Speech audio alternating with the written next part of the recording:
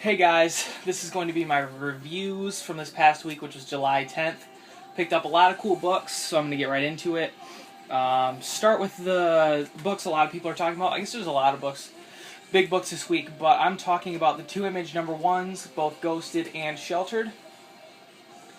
My big thing with first issues, I'll start off by saying, is that when I read a first issue, I've read the preview of the book, I know what's going to happen.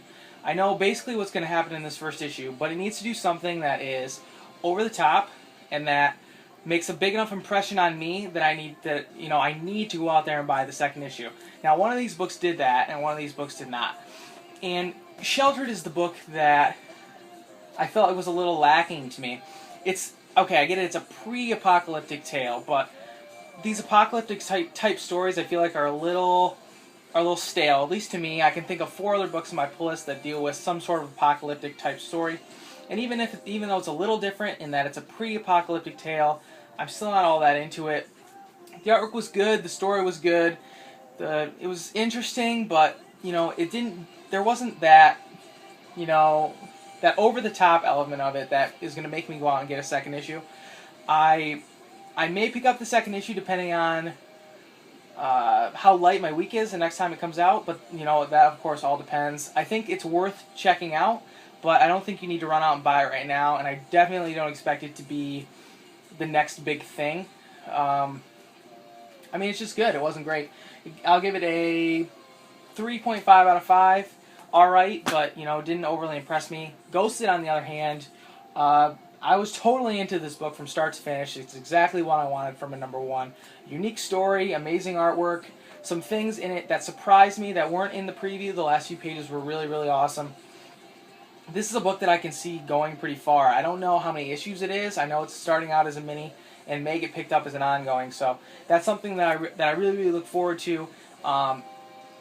It was super, super unique, a story that, you don't read a ton of stuff like this. And I think it's really worth checking out. I'm going to give it a 4.5 out of 5. Can't go to 5 because it's still number one. I'm not sure where exactly it's going.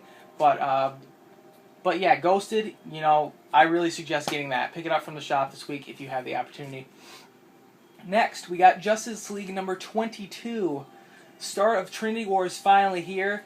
I thought it was everything that I wanted from the start of the Trinity War. They're kind of playing with Superman's character a little bit. We saw that in the Man of Steel movie as well. And the timestamps will be down below like they were last week, so you can skip around a bit if you don't want to be spoiled on a certain book. But Superman is sort of possessed by something that comes out of Pandora's box when he touches it, and then later they're in the desert. They're in Kandak, I believe that's how you pronounce it. And the Justice League of America comes there. They're trying to head them off because nobody's supposed to be there. And Superman ends up killing Dr. Light, completely on accident, and it's totally obvious that it's an accident because he's possessed or something, but it's cool that they would play with it, such an iconic character, and I feel like it has a big impact when it's a character like Superman. So, this was a good start to Trinity War, and I'm really looking forward to seeing the Justice League Dark's introduction into the storyline. Everybody knows that I love that book, so I cannot wait until the next issue. I think it comes out next week. Justice League, this coming week. Justice League number 22 gets a 4.5 out of 5 in my book. Really, really cool story. And this book, Daredevil number 28, I don't feel comfortable enough reviewing it because I don't think I can talk about it as intelligently as I would like to. But I'm just going to say that it was a good, awesome jumping on point. I really, really enjoyed it. And I'm going to keep reading this. And yeah, I don't know why I waited so long, but Daredevil was really good. I have some Daredevil back issues in my collection, but not a ton. It kind of inspired me, and I went out this weekend and picked up a bunch. So that is that, Daredevil. And next, we got Batgirl number 22. I've been, a big supporter of this book, and I felt that this issue was okay. I don't think it was anything amazing. Barbara's going on a date, the first 3/4 of the issue, and she kicks some dude's ass, but I really don't care.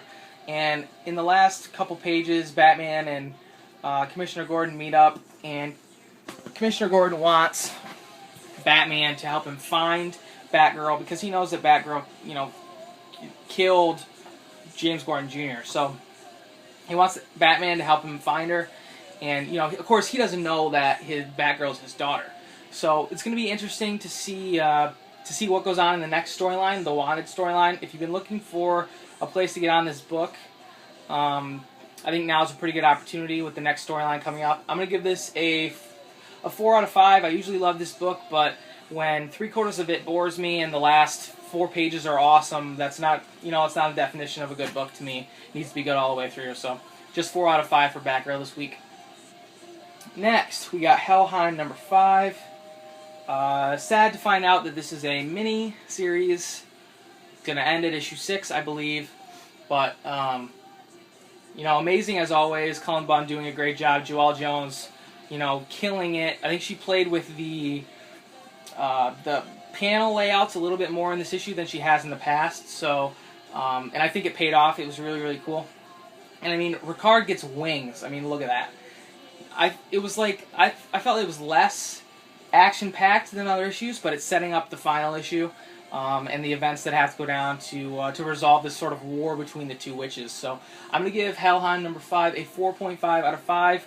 Always love it, and if you aren't reading this in singles, pick up the trade when it comes out. I think there's going to be another mini with Ricard in it, so it's worth getting. Next, we got The Walking Dead number 112. This book really picked up with issue 111. I hadn't been enjoying it. It had been pretty boring, actually, the past 5 issues or so. But it picked up with 111, and it continued with 112. Shit is going down. This book's going to start double shipping in the fall for this all-out war kind of between the factions, I guess you might say. And it sort of starts in this issue. So, definitely worth checking out. Really, really awesome stuff. And yeah, one thing I will say is that the dialogue they use with Negan bothers me a little bit. I find it a little distracting, but I guess it fits his character. So yeah, I'm gonna give Walking Dead 112 a 4.5 out of 5 this week. Really awesome.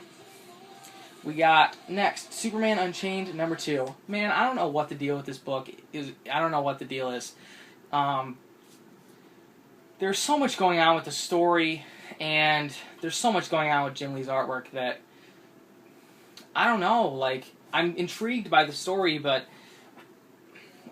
I don't know if this is a book that I'm going to keep getting. I feel like I need to get the next issue just because I'm still on the fence, and I feel like after the next issue I'll know for sure whether I want to get it or not. I mean, I just feel like there's so much stuff going on. I got Superman and, got Lex Luthor doing crazy shit and this Ascension terrorists, and I don't know. Like, I feel like maybe the next issue will bring some of that stuff together, but,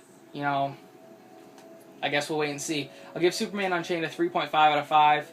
Leave me a comment if you read this book, and, if you feel differently or you feel the same way as me, let me know. I'm not sure if I'm in the minority or the majority in feeling that book's kind of, just okay. But, yeah, let me know. And speaking of a book that was not just okay, but was actually good this week, is Batman number 22, my last book. I made it pretty clear that I was on the fence about issue 21 just because I felt like there was a lot of stuff going on. There's a lot of, stories that, made it a little confusing.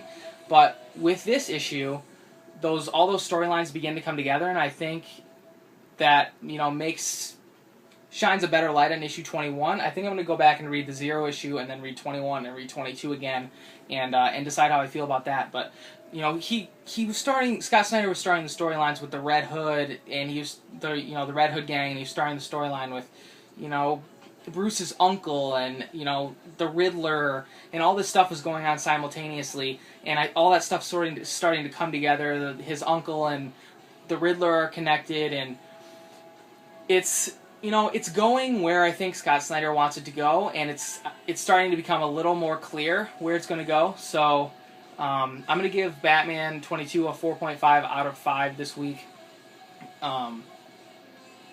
Great stuff, and the cover's awesome. So that's that for my books. Got a lot of really awesome stuff, some stuff I really like this week.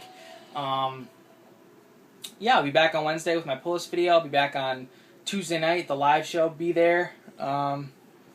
yeah, thanks for watching, and I will talk to you guys soon.